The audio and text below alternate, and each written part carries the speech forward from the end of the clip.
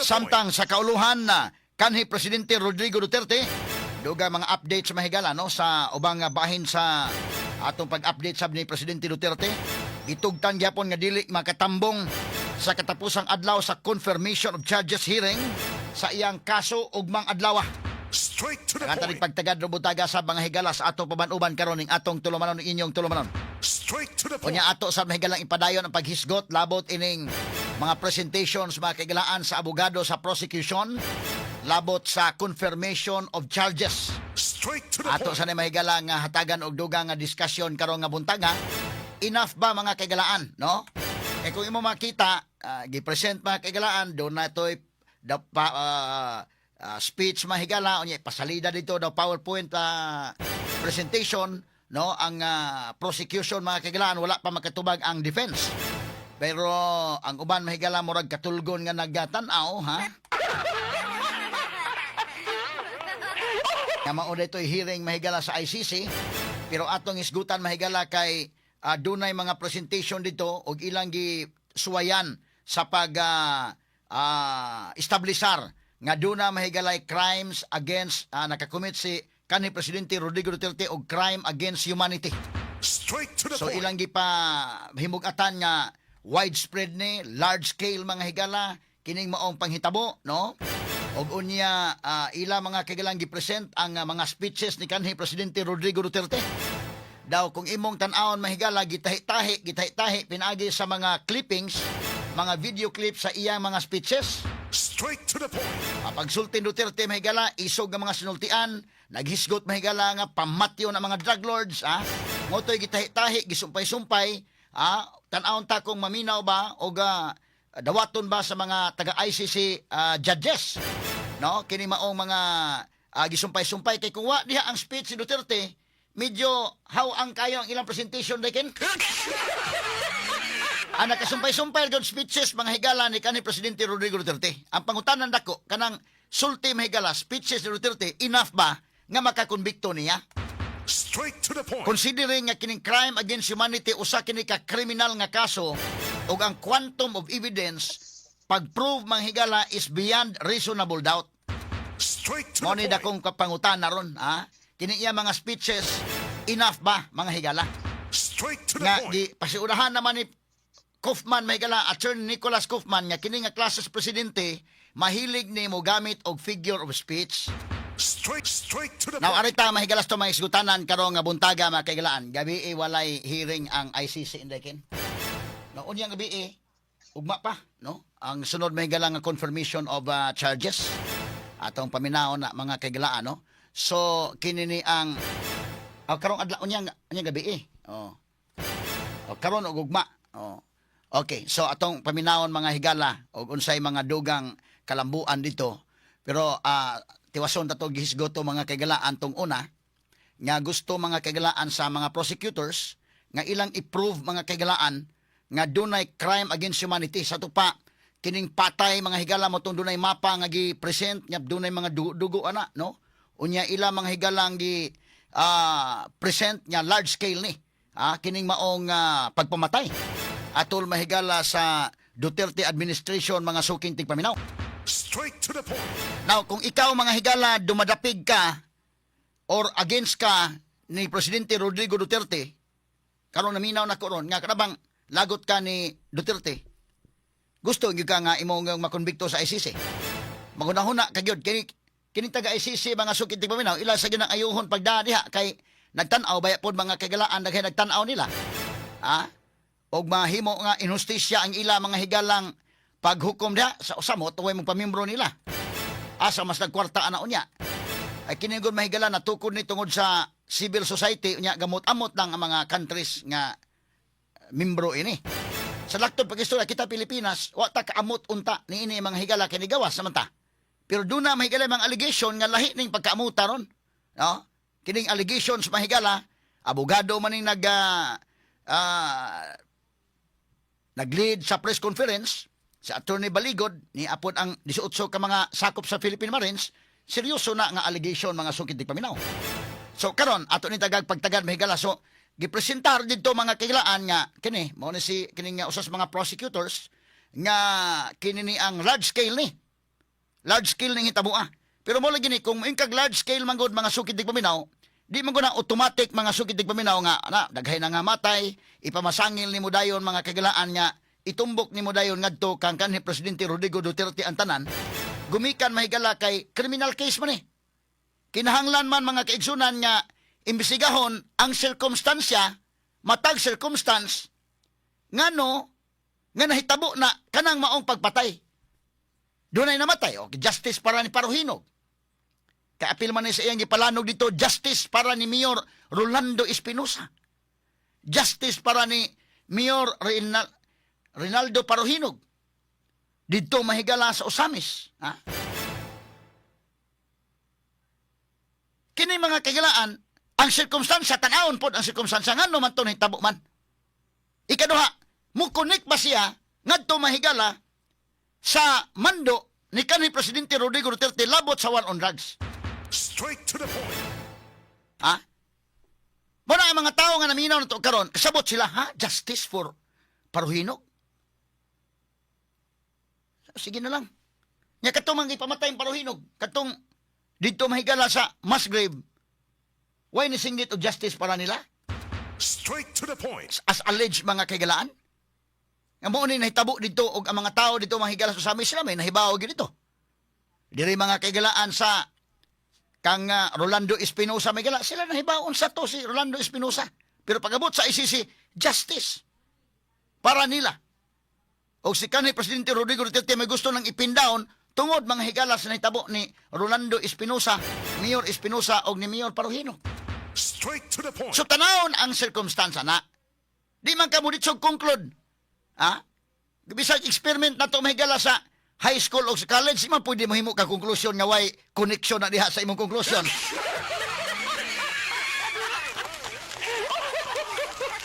Ang ama mo ingon ka, therefore I conclude niya wa mo connect. Muhimo kag connection kay criminal case ni. Criminal case ni. Ang quantum of evidence mao nga mo prove ka beyond reasonable doubt. Nya remember nga ang principal by direct participation asa man.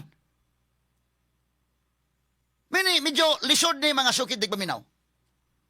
Mismo gani ang mga suko ni Presidente Duterte makakita ani nga presentation, medyo di kasabot sa bation mo kalipay gamay ato na. Pero kahunahon sa kasi mo galingon nga enough ba ka to makakonbikto nga PowerPoint presentation naman to? O istorya naman to mga speeches naman tong Duterte? Pero kadto pod mga higalang dumadapig ni Duterte mingon gamay ra na. Dili na makakonbikto kay speech naman na. Pero kahunahon sa di ba ka okay ba kaning ICC basin og dili fair sila? Straight So to doon na sa mga kabalaka. Now, kining ato mga higala, ato ni mga kagilang gisgutan para makasabot ang tanan unsa ning mga nahitabo dito mga kagilan, unsa ning mga panghitabo dito sa ICC. So kini usa sa mga fiscal nila dito ang gipresent ang mga speeches ni Duterte nga gisumpay-sumpay. Doon ay video clip gisumpay mga higala katong iyang speech. Nya large scale ni. Basta ako nang ingon kinahanglan nga iprobar ang koneksyon mga sugid dig paminaw iprobar nimo unsay circumstance nganong namatay na. Unsay circumstance? Kana example pagkadaog mga higalang kanhi Presidente Rodrigo Duterte ni anang Mayo Indeken. Ni anang May 2016. Kini klaro lang gini. Di man na mo pwedeng ipasangil na yun. Kailangan imong i-prove ang koneksyon. Kaya nga dunay namatay atol sa war on drugs. Imong pasangil Duterte na yun. Uy, kalisod anang istoryaha. Lahi na ba ng propaganda? Kabantay mo propaganda, lahi na sa pag-appreciate sa ebidensya nga to sa korte. Example, kadto mahigalang asawa bitaw ni Bunyel day. Asawa ni Bunyel. Mayor mahigala dito sa Binunido, Bohol. Namatay mga kaigalaan, gitambog sa dagat, pero kadto nga away sa iyang banato allegedly. Away sa magkiayon, pero pag-report mga kaigalaan kay propaganda lagi, halalain na pong mayor ang namatay atol sa administrasyon ni Presidente Rodrigo Duterte.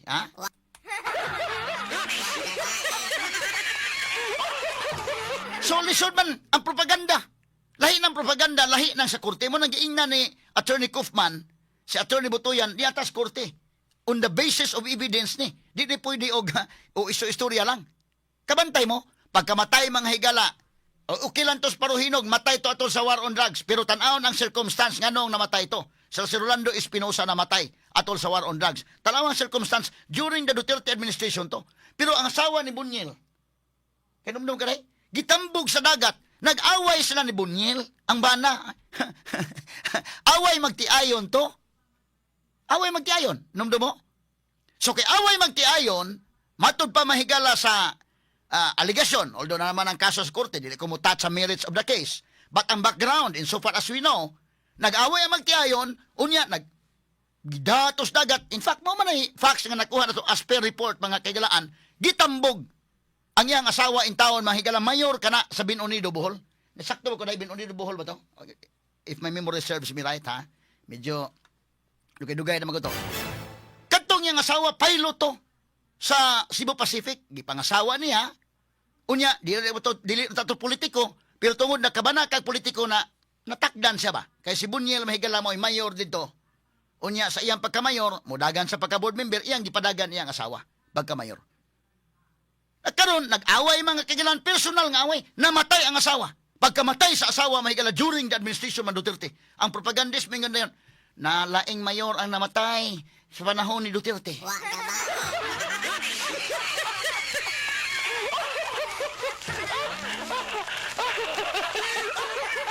Manay gingon, tanaw ni mo every patay nga imong ipasangil, di pwede nga imong ipasangil Duterte. Uy. You have to prove and make a connection. You have to prove the circumstance nga no namatay na. Ug imong i-prove ang connection. Tiya mo na mahigala ka mo. Kita na sayod, kita. Gusto na tag tinuod ba? Gusto na tag tinuod ba? Kato na matyan taon, bunilwa tayo labot sa Duterte ito.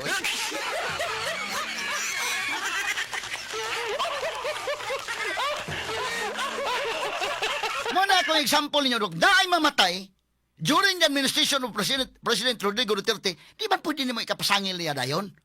Ha? Kana, i-take note ninyo, ha? Kay mauro ba na sa mga propagandist? Nga na, patay, lain na pong mayor ang namatay. Sus, gitambog sa dagat. No? Ngiling-ara, yun din ko ano, grabe kang ngilingig. So, iniabot sa international community today, may mo to, lain na pong nagilabay sa dagat. Pasangin lang mo sa Duterte. Manang sakto to nga Attorney Kaufman nga akong dili ko kapugong ako yung i-remind kini si Attorney Butuyan nga ni atas korte mo decide ang korte kining pinasikat sa ebidensya dili pwede na nga imo lang atik-atikon o imo lang gamitag propaganda. Jesus Ginoo ko. Straight to the Atong point. balikan mahigala ning atong mga isgutanan mo kana nga kini ni ang sa International Criminal Court. Di mahimo mga higala oy nga kinini ang imong i-deprive ang usa ka accused sa usa lang ka imong i-deprive ang liberty pinasikad lang sa propaganda. Straight to the Di point. mahimo. No? Kay maghatag nagdakong injustice mga sukid tigpaminaw ngadto sa akusado. Imo man ang i-prove kay ang pagprobar kini mga higalang confirmation of charges ang quantum of evidence ani substantial evidence man lang. Tan-awon mahigala kung mo proceed ba into a full-blown trial or dili. But ngadto pananglitan kung mo full-blown trial gyud, ang quantum of evidence is to prove beyond reasonable doubt. Si Duterte mahigala mabutang nig principal by inducement. Ang question dako, hay man ang principal by direct participation. Straight to the point. Imo nang i-convicto na usang pag-connect nimo. Tama na ko example ninyo karon nga ang mga naminaw na to ron nga nasayod niadto mga higalang kang Bunyel mahigala bida. Katong kang Bunyel tinuoray lang katawa lang ko gamay day. Dili sa una katawa ko sa pagkamatayan, katawa ko kay bag-o ko na practice of diving ato. Dito ko sa mga nag-eskwela ko sa Korean nga kon ba. Diving school dito sa Lapu-Lapu day. Nagtuo ko inday kini kamaon ko diving. Lagyo mag-technical divers. Kailangan tong technical divers ako na huna kamaon naging ko mo volunteer ko appeal ko pangita ni Bunyel.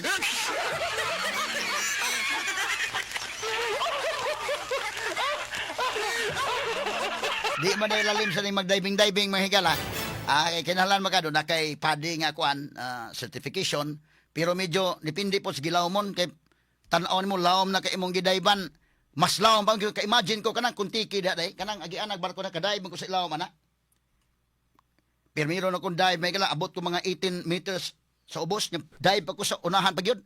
Laom na ito kong divean. Ngit-ngit kasi laom. Nindot yung tanaw na yung mga kuwanan mo, na yung mga lain-laing makita na mo si laom. Pero tanaw na ko. O adto mo apil ko ning kang bunyel. Una-una mo ko ito na nga, volunteer ko ining kang bunyel, mo mangita. Pangita ko ito ng mga technical divers dito. Nahon, di tapos silbi na ikot. Kaya kinahanglan mag technical divers, mas laom man to dito.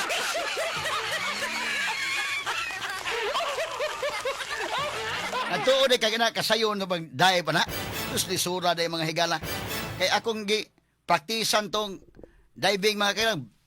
Kugos ko rin, baba ko oxygen diri padung sa ubos. Lipay kay ko nakaadto abot na ko mga 18 meters ubos. Pag dive pa ka nga to, paduglan or 40 ka meters padung pag sa kinuubsan ngit-ngit na. Muna-una ko dai. Kuya umatiling mo apil. Apil ta dito sa kwan. Kung kauban na diving, dugo ang ilong, dugo ang dunggan. Kay ang pressure sa ilawom ba? Mo-adjust man ka. Mo-adjust man ka sa ilawom. Nang ba kay ma-adjust na ako sa una. Sayon no tingali ni. So kung nahuna na ko mamaster ko ng diving mo, volunteer ko apil. Ngita ito ni kwan. Mayor Bunyel dito, na loud na ba ito kay? Nya napay sog, Jesus, ginoo ko tan di day banalim eh. So kato mga divers actually nga deploy dito basta-basta. Mga Coast Guard man to. Nya na iban nga mga organization kay kinaibo mga fun diving lang maguni ka ng mga Koreans na naada sa Lapu-Lapu. Kauban ko na sila diving kay nagpractice ng ko ba. Ako mga classmates ito nga kuansad. Pero kada mga Japanese dive dito, fun diving lang ng ila. Lingaw man sa ilawom, kita kag mga corals ito, kita kag mga lalaing mga kon sa ilawom, lingaw gyud noon. Pero wing kag technical diver, kanang na ng loud na gyud kayo pitilisura man din nanaw. Delikadong butoy mundunggan anang kalakihag di ka mga antigo. So katong pagkuan, hinumdum ko ang PNP chief patuday, murag si kuan patuday. Katong sa South bitaw sa una, di pa to Sinas. Oh. No primerong kuan antos lang. Or murag si Sinas naman to tingali. Nga ilang gipangita tog maayo mga kagilaan kay kuan lagi. Naalagi sa ilawom. So hantod na matud-an mga kaigsuonan nya to dunay away dito ana. Away sa in fact interview nga to na tong iyang amiga ni kuan ri anak interview na to live des DYHP. Unsa man hitabuan na dito sa kuan dunay away sa magtiayon niya dito sa usa ka hotel dito Migalas Bin Unido nya nagkagubot na to ni balhin sa speakers room day ngilngiga to pag-istorya ha. So salaktod kwanto kanang dunay krimen. Dunay krimen. Pero ang krimen naa sa pamilya kana bang magtiayon ba nga nagkaaway lagi. Sus ang pasangil may gala inigabot sa propaganda panahon sa administrasyon ni Presidente Rodrigo Duterte, laing mayor ang namatay.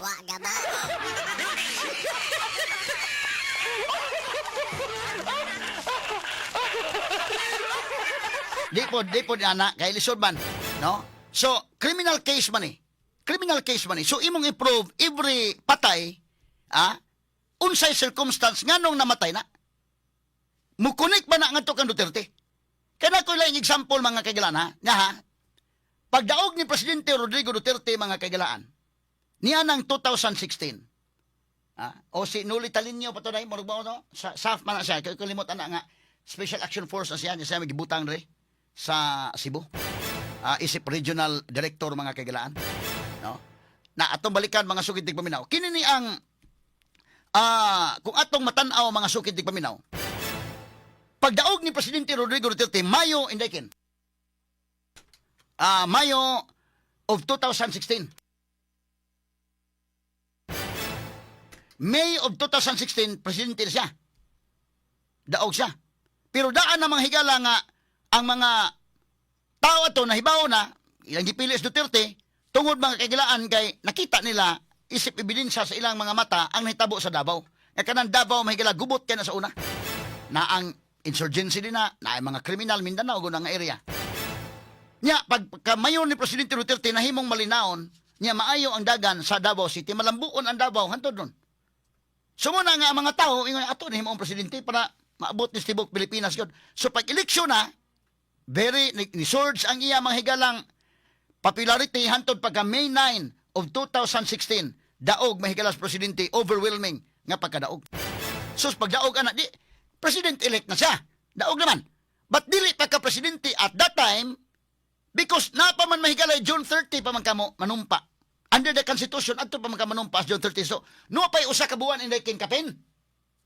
Purbida, isulat at kinuod, no, pilting pinatyanay naman na. Kanum mo? Hala, doon na nagipampatay na. Daghanang nangamatay na. Wa pa mulingkod si Duterte, daghanang patay. Nga naman, nag-unay na mahigalang sindikato. Straight to the point. Manitiman ha, istorya tag tinuod mahigala. Una na kong example katos Mayor Grisilla ba to day? Grisilla Buniel. Ha? Nagdili pasangil mo da anay namatay na Duterte ni ang nakuan. Ha? Ikaduha, kanang war on drugs. Ingong Duterte, kadtong mga drug lords sa bantay la mo. Iniglingkod na ko. Kanang nga pagkaistorya mga kaigalaan. Pagdaog niya May 9, usa pa kabuan kapin aron mahimong June 30 nga formal siyang manumpa mulingkod. Iya na ang siya naging mulingkod sa Malacañang. Sugod na gyud iyang pagka-presidente. Ni anang mga panahon na pilay patay.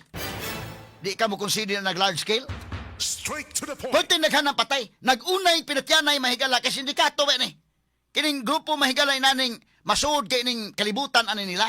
Kuyaw oy, mo man ang akong giingon. Ayaw mo attempt og suod ana. Kay once mo suod mo anang kalibutan na lisod kang mo gawas.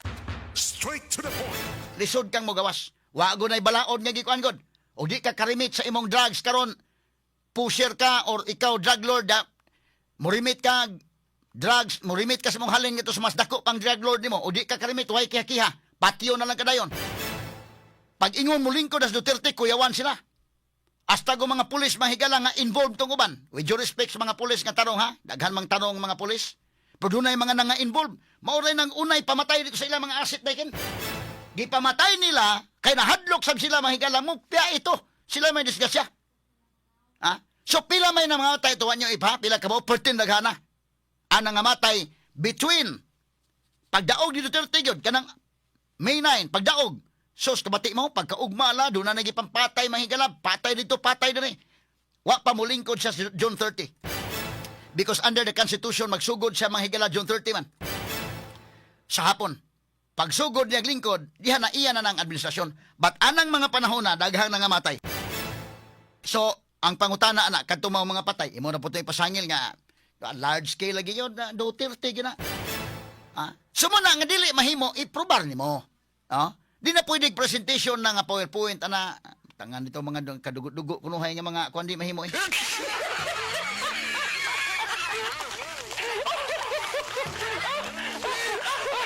Iyagi tala ni katawa mga kaigalaan.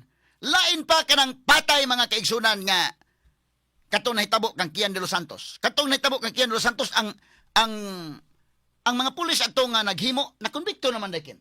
Gidaghapon la dito mahigala sa ICC, konbiktado naman ang pulis. O kana nang kasuha og ilagi ng iduot dito malagmit pa ganay magamit as prosecution nga a function day ang Kortes Pilipinas day.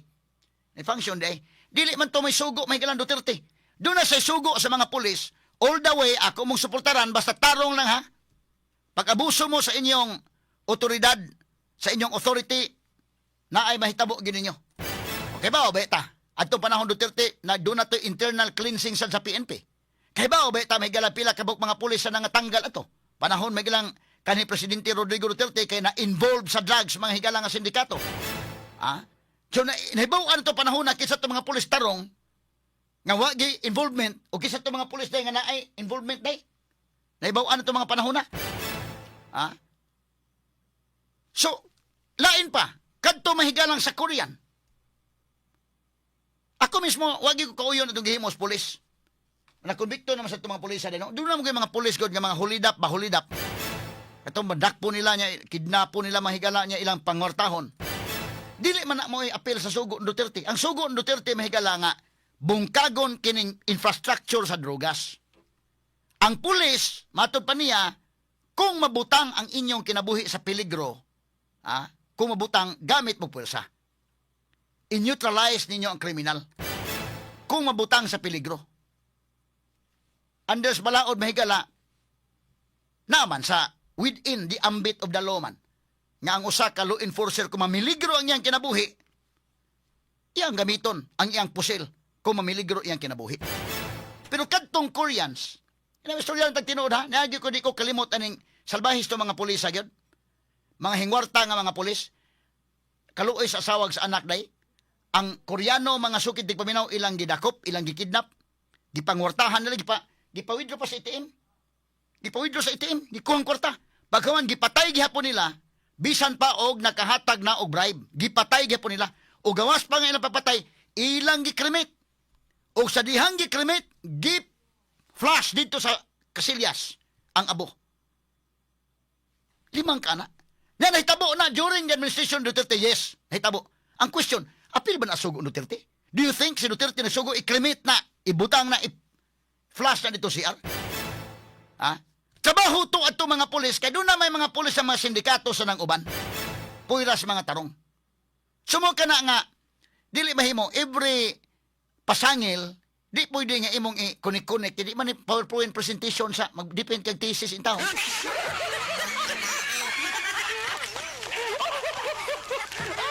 Di man defend kag thesis mahigala kay medyo sukit-sukiton sa kasong professor na unsa na, tagbaw kag dipinsa sad. Pero bita-bita na lang gamay. But kini, dipinsa ka ni, kining pag-present mo ani, kinabuhi na, liberty na kataya. Dili pwede. Madala nag-presentation dito sa eskwelahan ni mo kag research dito. Ang uban tinud-on og research, ang uban dili tinud-on. Mo lang iaging explanation dito, mao ni respondents out of 100 respondents, 80 of the respondents said that kuan na anak ka dito. Dipinsa ka, questionon ka sa mga panelist, dipinsa ka, libi pag may kamo istorya, kamo dipinsa. Okay kay imong thesis, okay kay imong reporting, okay kayo. Di ba ni priha? Kay kini mahigala, di po pag-present ka PowerPoint presentation dito, kinabuhi ni nakataya, liberty nakataya na. So you have to prove every circumstance. Ngano nga inana, di na pwede ipasangil nimo. Ha? Oh, so kinini ang GXJO, mo to dai no, GXJO katong Korean. Luya na luoy jud ko atong asawa taon. Ang iyang bana mga kailan sus Ginoo ko. Matag kumutuon ni sa abot og Katoliko ba tong Korean? Inig-abot sa November 1 o November 2 adto sa Casillas taon mo. Managkot og kwan. Dito man gi-flash ang abo. Pagkasalbahis to mga pulis sa mga higala. Tinuod na, doon na mga salbahis nga pulis. Dili tanan, kay daghan tanong diha. Kadto mga pulis sa salbahis to. Nya ang ka-question na naron, kadto kasalbahis ato, gi-flash sila ang abo. Imo pasingilan Duterte. Apil ba to sugo Duterte Ginoo ko? Ha? Wala nay labot mga higala kanang mga pulis nga hulidap nga ilang gipahimuslan mga kagalaan ng bisagwa pag Duterte mga daan na mga hulidap nga mga pulis. Diligin sa ato mga kagalan ilado na ding hulidap katong station ko anday. Dili sa may parian, ha? O na ilang kalaki da karon noon murag sa una to ha, karon murag okay naman sa ron. Pero man na mga badlongon pulis na pero dili tanan. Ha? So mo tong panahon Duterte, ang mga panghitabo dili kay mo propaganda mo niya na nga ato napoy namatay na ano mo lagi ni kining klasiha sa presidente. Dili pwede oy. Mo na kanang presentation ana nga ang iya mga speeches gisumpay-sumpay, gitahi-tahi. Na mo na akong ingon, wa maayong pagkatahia kay na klaro ang dispuga. Not just number one.